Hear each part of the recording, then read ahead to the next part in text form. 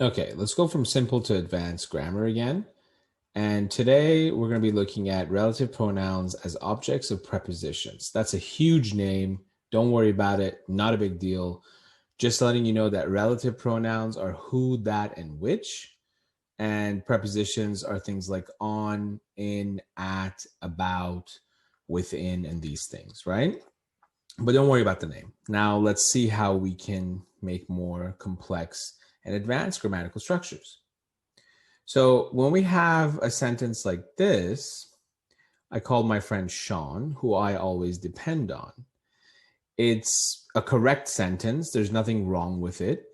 And you could see that we are using who with the information of I always depend on to talk about Sean, right? So basically we have a noun and that noun is Sean. And then after that, we're using who, that, or which to give it extra information because Sean is a person. We're using who here.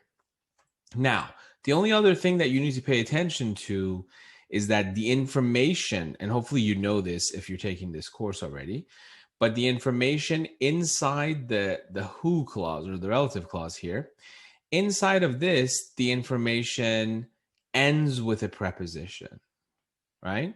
Now, of course, after who, we're using subject. We're not using something like who is because we wouldn't be able to use this grammar. So already the simple structure is complex itself.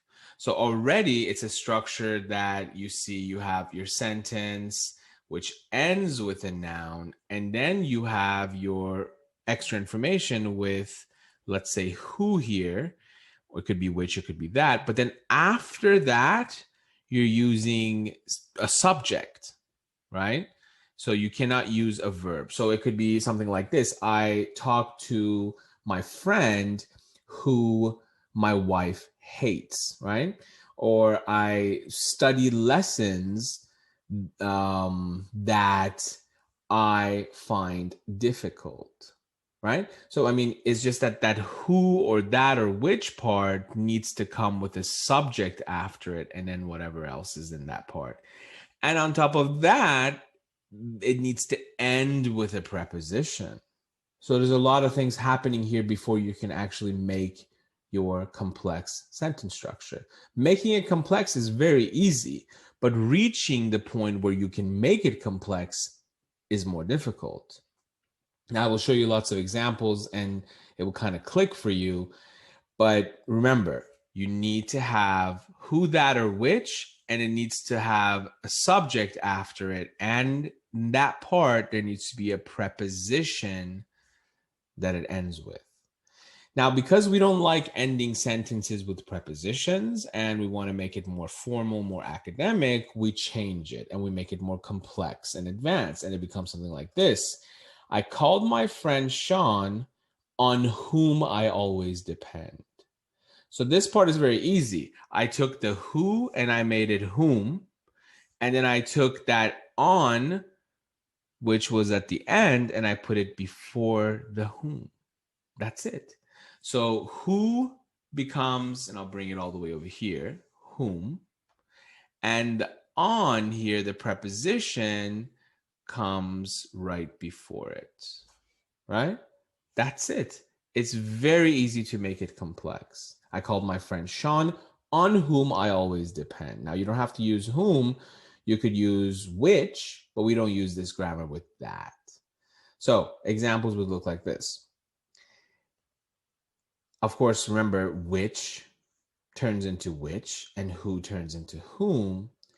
And before you consider examples, also consider that there are verbs that come with prepositions that you might want to use in your sentences, like depend on, work on, rely on, insist on, comment on, or talk to, belong to, devote to, react to, refer to, add to, escape from, recover from, suffer from, stem from, learn from, aim at, look at, arrive at, marvel at, point at, stare at, and wait for, apply for, pay for, search for, work for, or ask for. The only reason I'm showing you guys this is so that you realize that there are some verbs that we use in English that directly come with prepositions. Prepositions are these little things here, right? They're attached to them.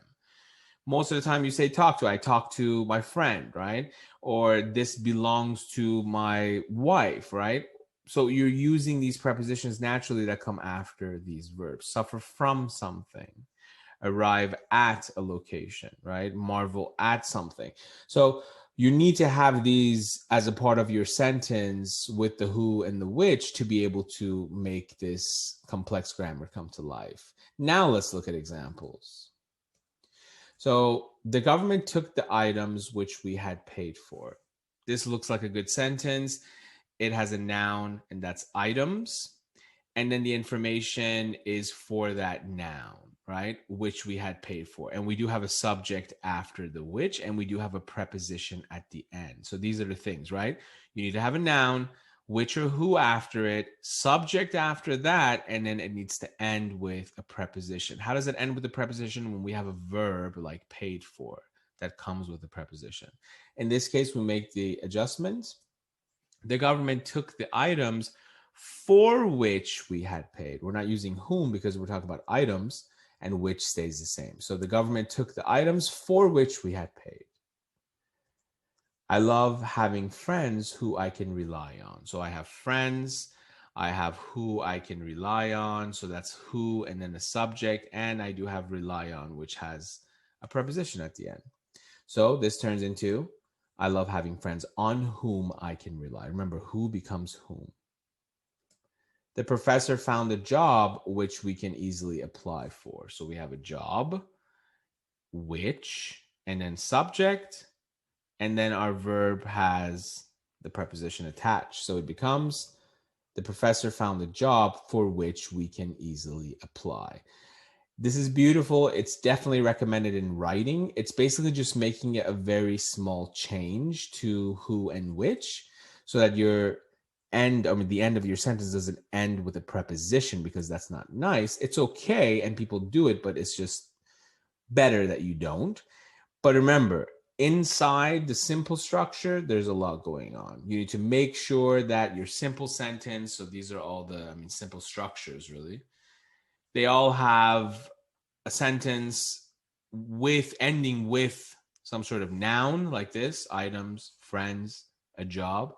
And then there's information after that. So the information would be this one, which we had paid for, or this one, who I can rely on, or this one, right? Which we can easily apply for. And inside that information, you need to just make sure that after the which or the who, you have a subject and then verb. And your verb should have a preposition like paid for, rely on, apply for. So all this needs to happen before you can make the switch. The switch is very easy to make it complex. All you're doing is you're taking that preposition, putting it right behind that pronoun, which or who, changing who to whom. But generally, in this case, I would call this advanced grammatical structure. I would say that this will improve your writing score, and it makes your writing more formal and a bit more presentable. It's not really used in speaking. People do use it in speaking, but it shouldn't be used in speaking. In speaking, you can just say which we had paid for or rely on, right? But then in writing, you might say for which we had paid, or on whom I can rely, or for which we can easily apply.